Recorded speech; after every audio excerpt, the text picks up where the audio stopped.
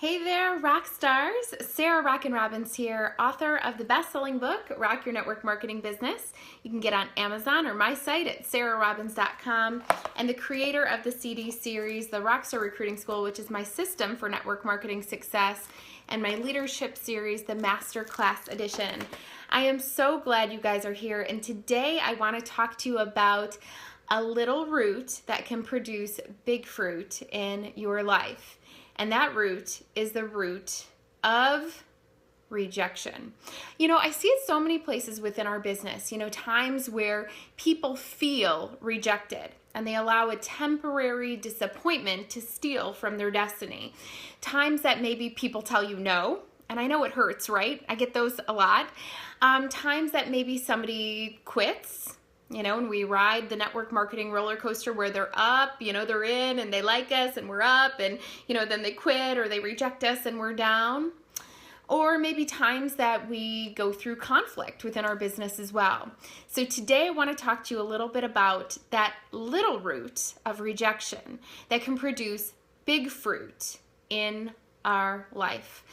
Let's first talk a little bit about that word no. As you guys know, the word no is not a four-letter word. It's a short little word, but sometimes it produces big effects within our life. My first question that I want to just ask you guys today, and I really want you to think about, is what can someone else's thoughts do to you? I want you to think about that because that's a really big question. What can someone else's thoughts or opinions do with you? Or do to you? I love that quote. It talks about, trying to pay other people's, or trying to pay your bills with other people's opinions. It just doesn't work that way. What can their thoughts or opinions truly do to you? I've given this analogy as I've trained before. Sharing our business, it's like a waiter or waitress pouring a cup of coffee. They'll pour a cup of coffee to everybody. It's just their job to offer it. And then, of course, it's somebody else's job to decide. But, when somebody says no to the coffee, the waiter or waitress doesn't stop, pouring and start crying. It's not personal rejection. It's your job to share.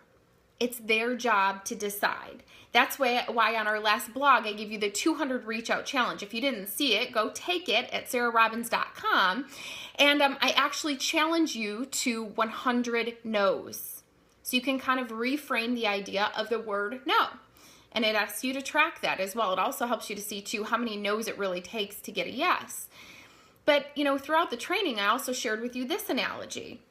And I've done this before in a room full of 200 people. I'll say to 200 people, who wants to be a kindergarten teacher and start tomorrow? And you know what's amazing? I've done this multiple times now. Typically, a few people raise their hand, and if asked, less than that would actually take action. Now, do they think that teaching is dumb? No. Do they think I'm dumb? Well, maybe they do, but most people would say no. It's not personal rejection.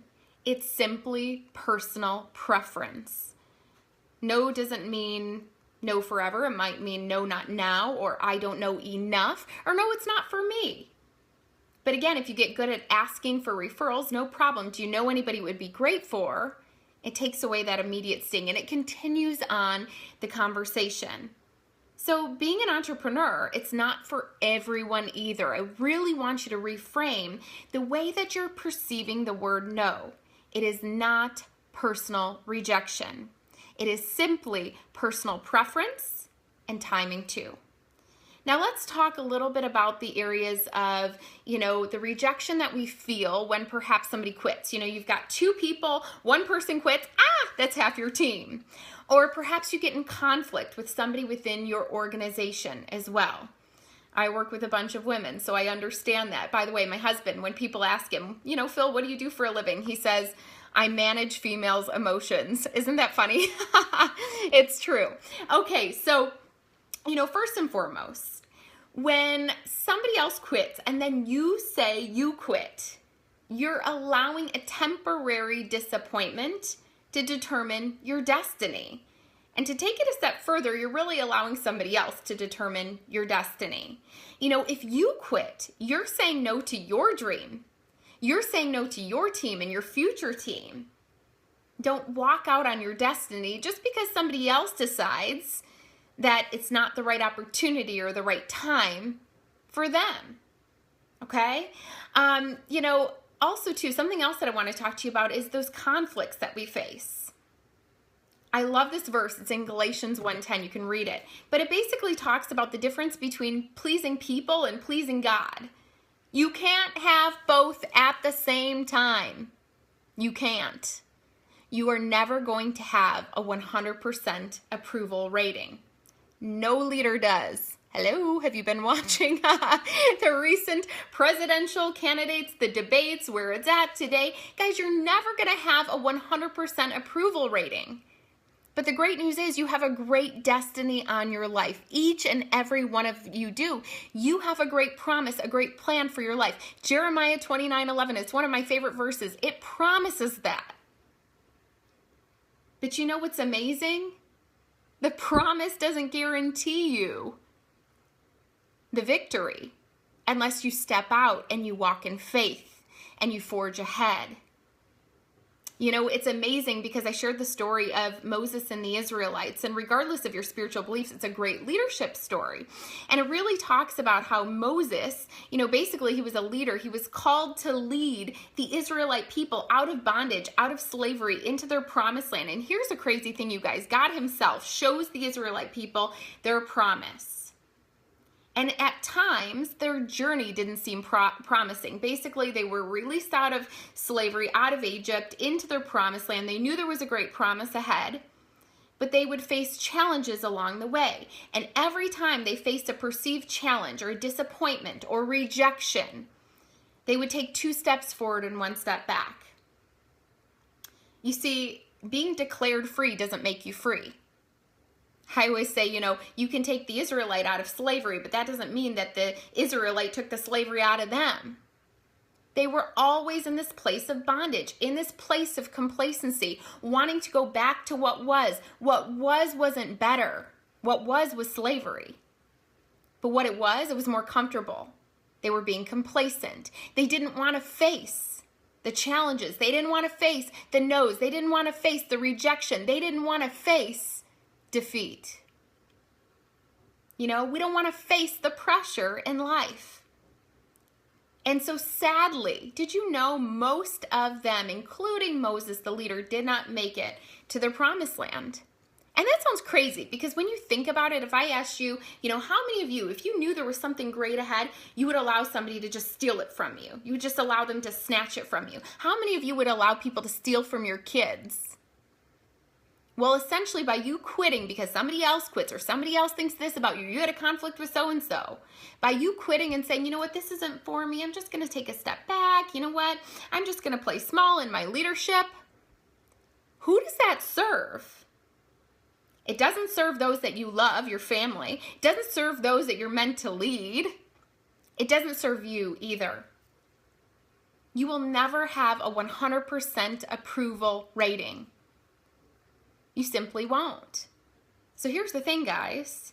We love God. We love people. We do our best. We trust him to do the rest. I recently had a situation where somebody kind of just turned on me and it was out of the blue and it was so hurtful because it's somebody that I love and I care about and I still love and I care about.